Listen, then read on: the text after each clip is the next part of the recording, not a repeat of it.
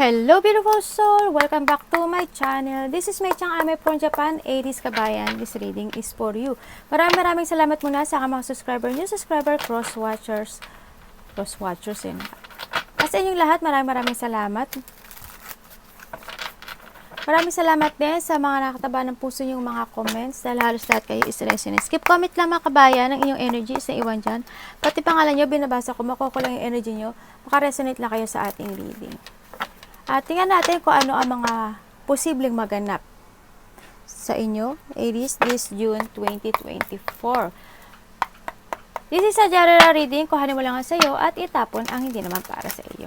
Maraming salamat pala sa mga nagpa-personal reading. Kung gusto po na energy nyo lang talaga ang gusto nyo makuha natin, nasa baba po ng video nito, how to contact me. Maaring ito isa vice versa, maaring energy mo, energy ng person mo, o energy ng malapit sa puso mo. Maaring ito is nangyayari o mangyayari pa lang. Use your own intuition, lawakan ng isipan, maaring related sa work, love, job, friends, family member, co-workers o sa business mo. Hindi nyo po ito personal reading. Kung ano man ang lumabas ito, babasahin ko lang ha. Huwag kayong masyadong maapektuhan. Marami po kayong energy sa mundong ito. Maraming affected dito no? Okay. Makakaramdam ka ng pagod o pagkapagod dahil sa tao na maaring, I don't know, parang mga pag-uusapan, no? Mga sobrang ang hirap ng pinagdadaan mo, Aries, Parang nandun yung sa part na maaring nagkakaroon, may tao na sumusuporta ba sa'yo which comes sa money, or magkakaroon ka ng problema sa trabaho at saka sa money mo. Yun nakita ko. And then, makakaramdam ka ng pagod daw. Maaring may mga pag-uusapan, tapos mapapagod ka, ganyan. Makakaramdam ka ng masakit ang likod mo, katawan mo, hindi ka mapagkakatulog sa gabi, ganyan. May mga maaalala ka in the past, baka na-stress ka, may mga stress, anxiety, depression, yan, sadness. Parang you feel na parang, iba dito makakaramdam kayo na parang talo kayo sa lahat ng bagay, parang gano'n. Sa nakikita ko sa'yo dito, may mga sitwasyon ka na sobra kang nagtitiis.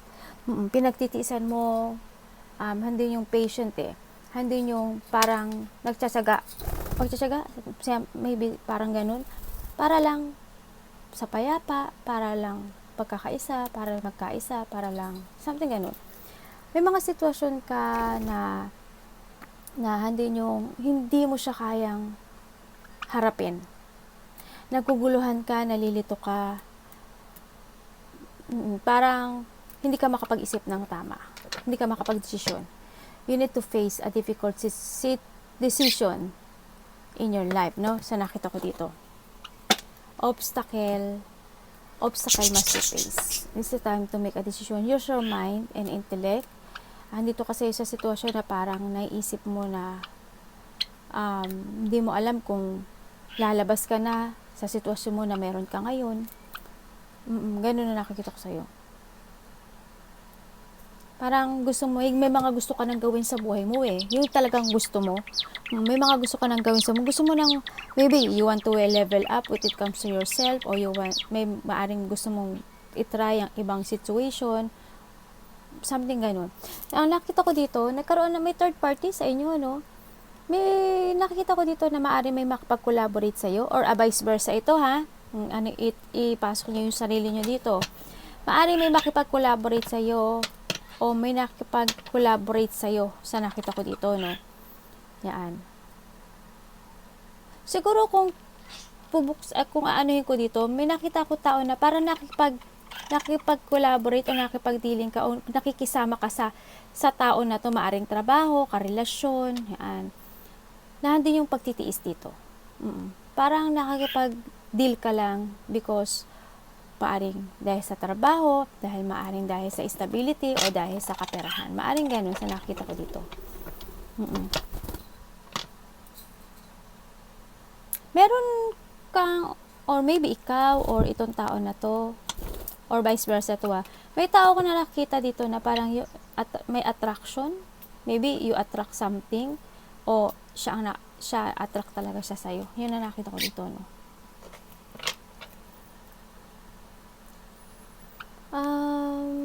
gusto mo ng pagbabago eh. Gusto mo ng pagbabago dito sa sitwasyon mo. Gusto mo nang maging masaya.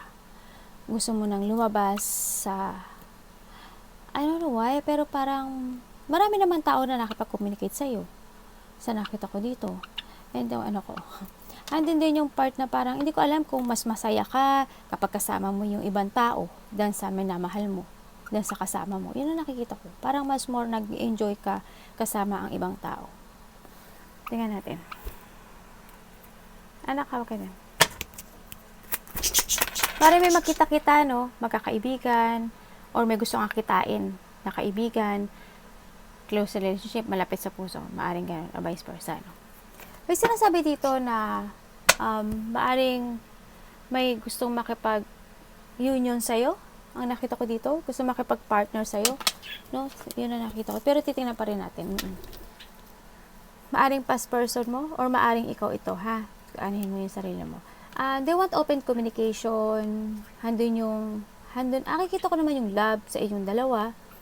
Handun yung gusto yung, I don't know why, pero gusto, ikaw yung choice niya or siya yung choice mo. Kasi vice versa nga. Yan nakikita ko. Handun yung attraction to each other. Ganyan. Parang gusto mo pa rin makapag-communicate sa kanya or itong tao na to gusto makapag-communicate sa'yo. Sa nakita ko dito. Gusto mo ng changes eh. Hindi nga hinihiling ka sa taas eh, no? Temperance.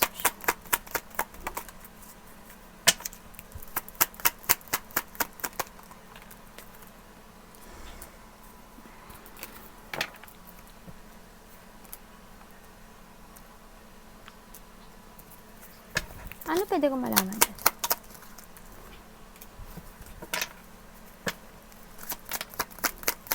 May pagtataksil dito, no? Okay. Sa nakita ko dito sa sitwasyon mo, trap na trap ka talaga, no? Trap na trap ka sa sitwasyon na siguro ikaw din naman naglagay dito. Or maybe there's a person here na very toxic sa'yo. Sa nakita ko dito, no, na nag-trap sa'yo dito sa sitwasyon na to. Nandito yung sinasabi to, hindi ko alam kung may pinaghahandaan ka o may inaayos ka. May pagsasaayos ako nakita sa iba para gawin ang gusto nilang gawin sa buhay nila. May iba dito gusto mag-transform eh. Gusto ng pagbabago eh. No, sa nakita ko dito. Pero handun yung part na trap eh. Napipigilan kayo ng situation nyo ngayon para kayo is lumabas sa nasaan man kayo ngayon. No? Nakita kong ganun. Maaring may namimiss ka o may tao na nakakamiss sa'yo. Maaring may naaalala ka in the past na situation na handun yung ano mo ha kung sa'yo to ha. Andito yung may tao dito ako nakikita na hindi niya alam, naalala niya yung situation ninyong dalawa, maybe ikaw or siya ito. Hindi niya alam kung kukontakin ka niya, kakausapin ka niya, iti-text ka niya, hindi niya alam. As in, hindi niya alam. Hindi ko alam kung magkaiba kayo ng language, no? Ang nakita ko dito. Kasi parang gano'n na din. Kung magkaiba yung lingwahe niyo siguro, baka siya Bisaya, o kaya siya ibang country siya, iba lahi niya, maaring gano'n, no? Sa nakita ko dito. Tapos isa Tagalog, maaring gano'n.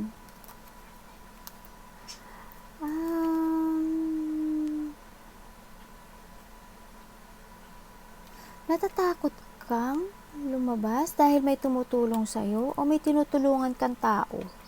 Nakikita ko sa'yo dito, andito na yung part na inside ang lungkot mo eh. Pero outside, hindi mo pinapakita yung totoong nararamdaman mo. Parang andun ka sa nagpapakapokus ka na lang sa trabaho mo, sa pera, sa stability. Ganun nakikita ko. Tingnan ko pa nga. Iba dito, may nakita akong palinom ng alak. Palinom ng alak, mahilig sa sex, mahilig sa material, may addiction, palasugal, sinungaling, something like that. Tingnan natin, anong pwede ko malaman kayo? Okay. Mahilig sa sex, no? May taong mahilig sa sex. Tsaka mahilig sa material.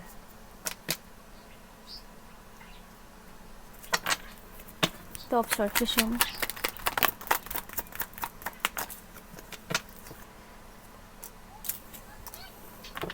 Dami mong ace pero walang move, no? Puro thinking ka lang.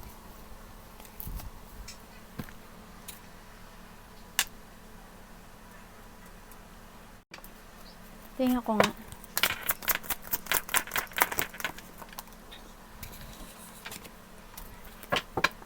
Ano yan? Ay, oh my God, dalawang person. Dalawang person ang nandito, no? Okay, may taong babaero, lalakero. No, dito. Maybe a vice versa, may taong gustong bumalik, no? Okay. Minsan, hindi ko alam kung makakaranas ka ng pagiging mainitin ng ulo, no? Baka makaranas ka na mainit ng ulo mo minsan. Nakikita ko dito, natatakot ka, dalawa talaga yung sitwasyon mo kasi dalawa yung tao na nakikita ko dito. Yung isa is more on love, yung isa is more on attraction no, sa nakikita ko dito. May mga nalalaman ka naman na katotohanan.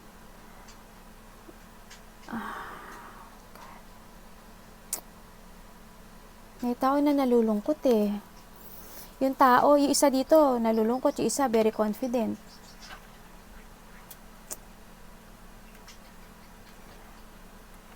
Tatanungin ko siya. Ano yan?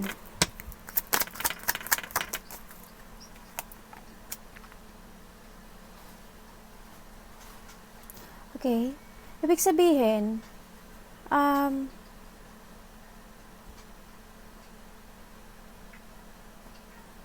may mga biglaang mangyayari na hindi mo aasahan na problema. No? Expect and unexpected. Maaring may malalaman kang katotohanan, maaring may makikipag-communicate sa'yo or ikaw ang makikipag-communicate sa tao na may attraction ka. No? Sa ganun. Sa nakita ko dito. Or maari naman sa nakita ko dito sa iba,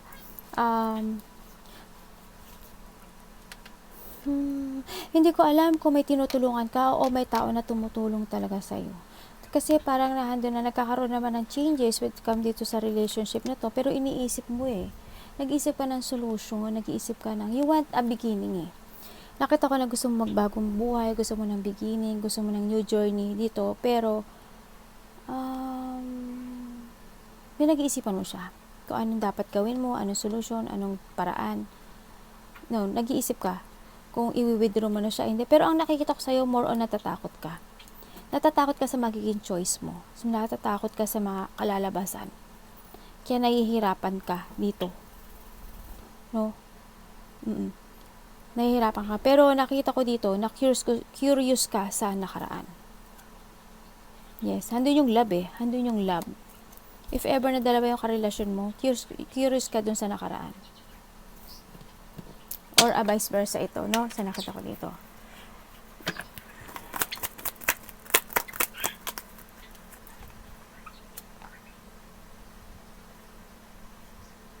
May tao na immature, dito, sa sitwasyon na to. Okay. I don't know kung ikaw o siya ang nakikita ko dito.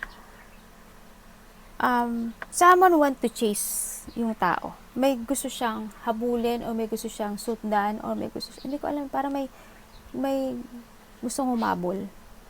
Pero hindi niya alam paano. Hindi niya alam anong gagawin niya. Or vice versa.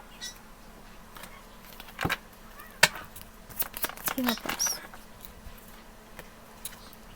Ay, ganun. To observe do. Tingnan mo. Ano yan?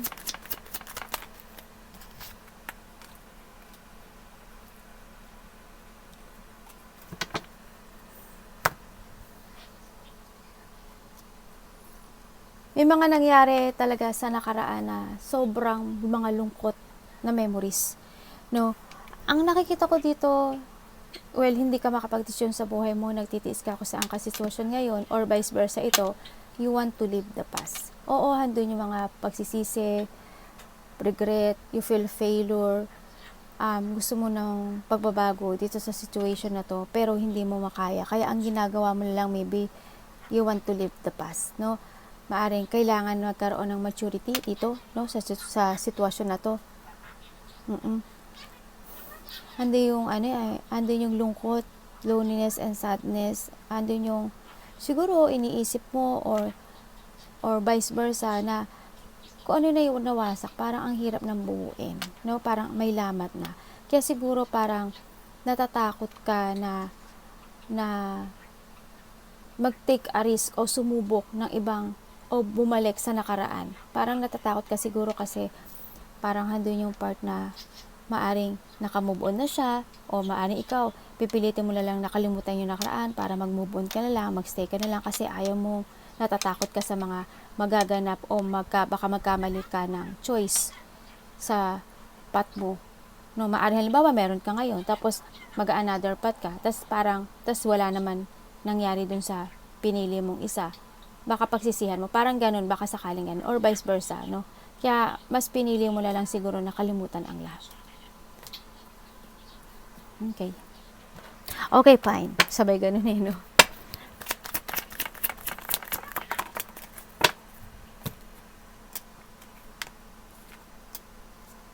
Okay. More on money, no? Dito, no? Na-corner ka na talaga dito sa family na to o dito sa sitwasyon na to na money ang tumatakbo, maybe, sa iba. Or negosyo to o trabaho, no? Sa nakita ko dito. Sa nakita ko sa'yo dito,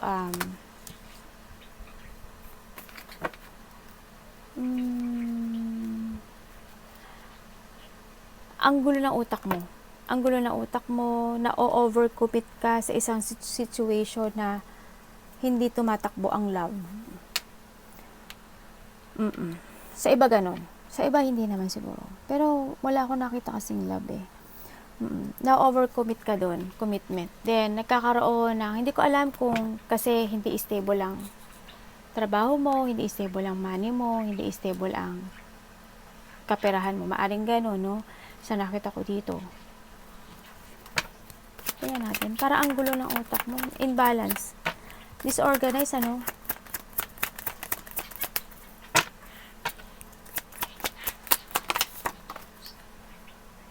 Naku naman. Okay. Okay.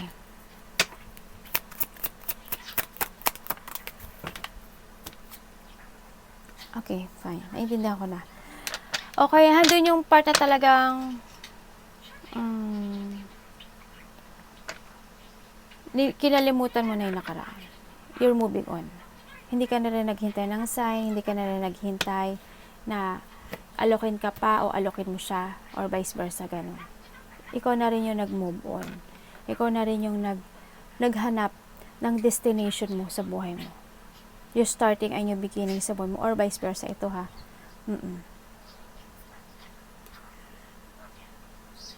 Maaring may tao, ako nakita dito na a mother figure, nakakabanding mo daw, a grandmother, something ganun.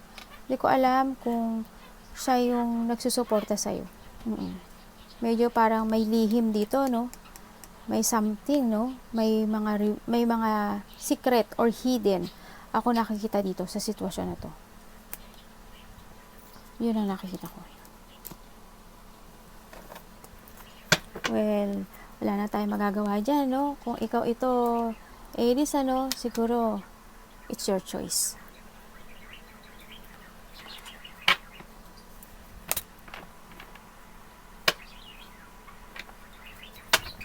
Three of Pentacles. More on thought, yung mga gusto mong mangyari, pero wala eh. No, the Wheel of Fortune and the Wheel of Fortune. Alam mo, sinasabi ni Universe, kailangan mong itama yung direction mo sa buhay mo.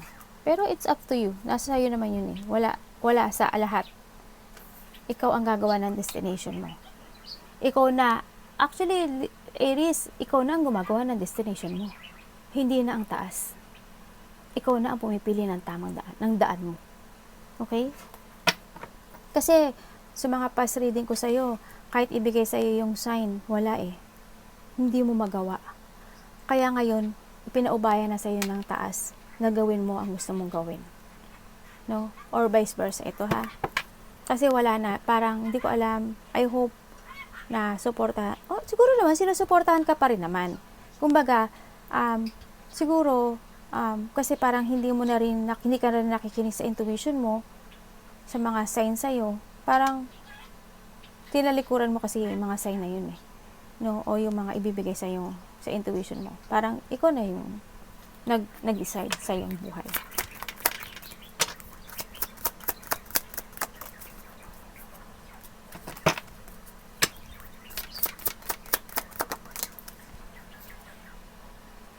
Pwede ko bang malaman?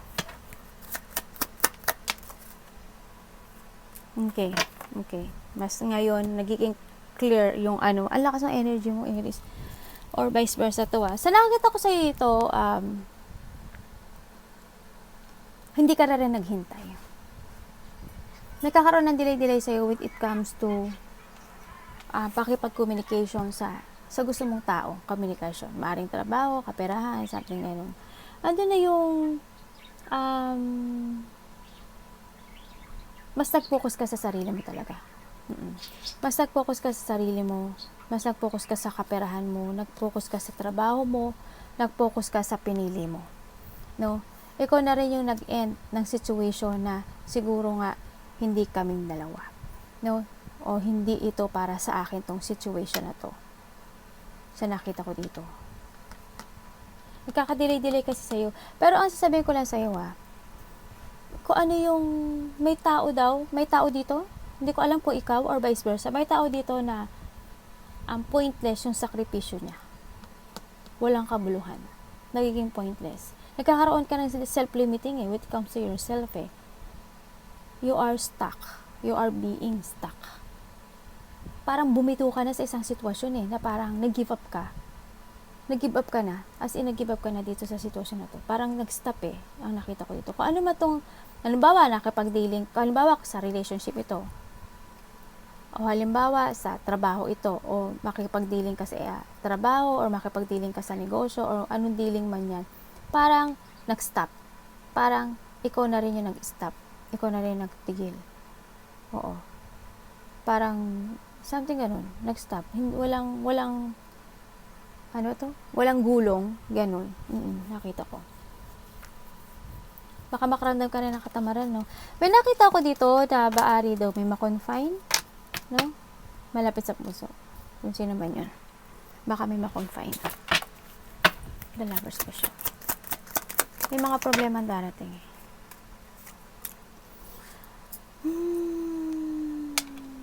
Okay. Anong pwede ko malaman dyan?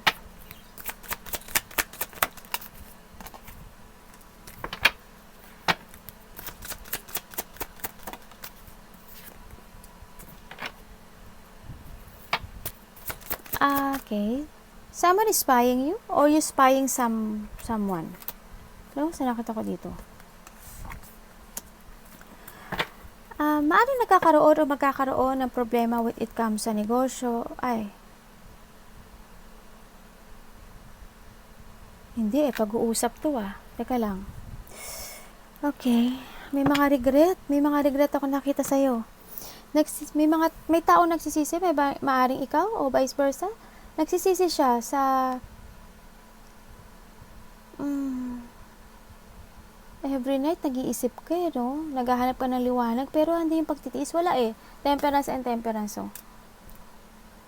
kahit anong isip mo ata parang wala akong nakikitang movement sa'yo. May tao dito na gusto makipag-communicate sa'yo or ikaw ito. Ang nakita ko dito, pero pinag-iisipan niya, no? Nagsisisi itong tao na to, maaring ini-spy ka na itong tao na to, or ikaw ang nag-i-spy dito sa tao na to. Every night gusto mo siya makausap, or gusto siya kausapin, pero is a death Ibig sabihin, tapos na. Tinapos mo itong sitwasyon na to sa inyo. Tinapos mo na ba? Tingnan natin. Ano nangyari sa'yo?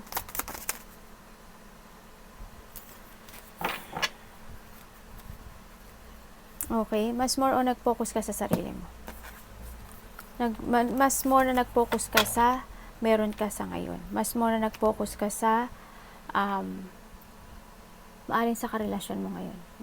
Or kung trabaho man yan, love life man yan, ganyan, nag-focus ka more on yourself. Unexpected na masasaktan ka, no? Na Trap ka talaga, sobrang trap ka. May tao na need ng healing, no?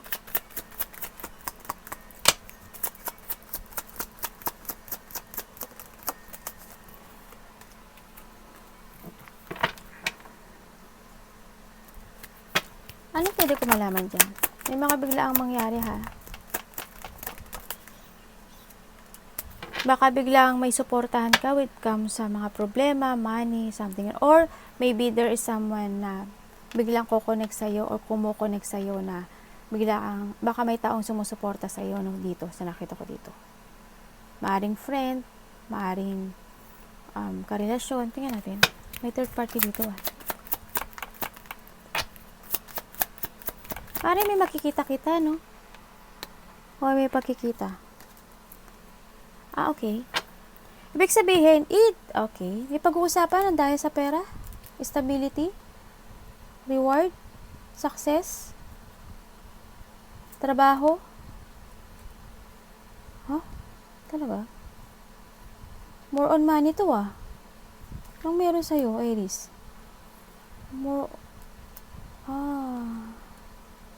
Oh my God.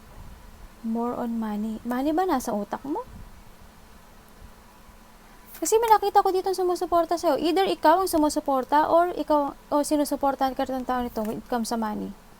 Parang, hindi ko alam kasi parang hindi yung support when it comes sa money. Tapos, may lalabas na money. Hindi ko alam kung bibigyan kanya ng money or tutulungan kanya when it comes sa money or ikaw ito, no? Sa nakita ko. May mga pag-uusapan din na related ang money, trabaho, success, stability. I don't know if kasal or happiness or maaring may date or celebration ng married, kasal, anniversary, something ganun. No, nakita ko dito.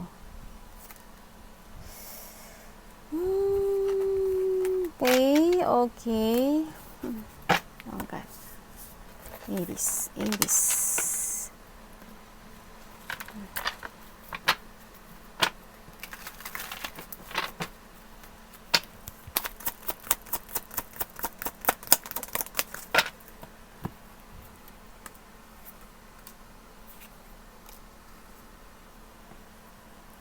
Okay, so nakikita ko sa'yo dito, kung saan ka lang dali ng emotion mo ngayon, dun ka. May tao na hindi connected sa'yo, pero ang ganda na ng buhay niya. May travel ba kayo? Yan o, ang ganda na ng buhay nitong tao na to. Kasi hindi connected sa'yo, ang ganda na ng buhay niya. Parang ang dami na niyang achievement, ang dami niya nang maa-achieve or ang dami na niyang na-achieve sa buhay niya.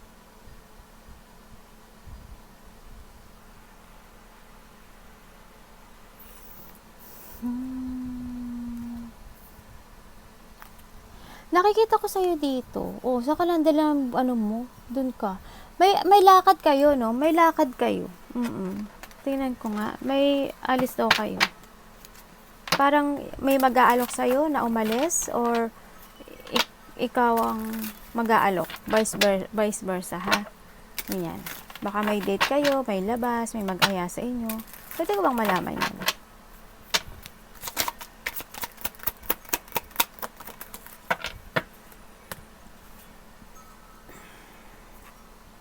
Oh. It's getting hot in here. May excitement ako nakikita sa iyo, ah. May excitement ako nakikita. I don't know why. Maybe date. Maybe sex. Something ganun. May makikita? Ganun nakita ko. Okay. Temptation. Yes. Yun nga, nakita ko. More on attraction, more on fashion, ano. Mukhang may magaganap na no? Na something. Okay? Ano pwede kong malaman dyan? Ano pa pwede kong malaman sa sitwasyon ito? Mukhang maging mainit ang inyong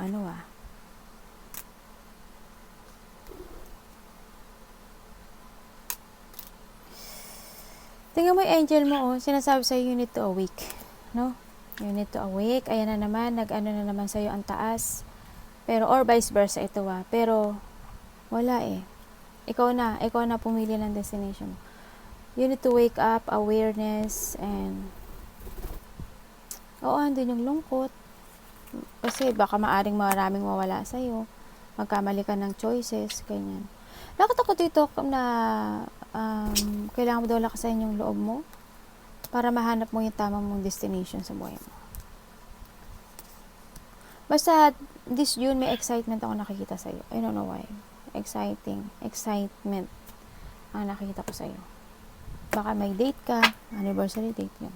Arigatou namaste, God bless.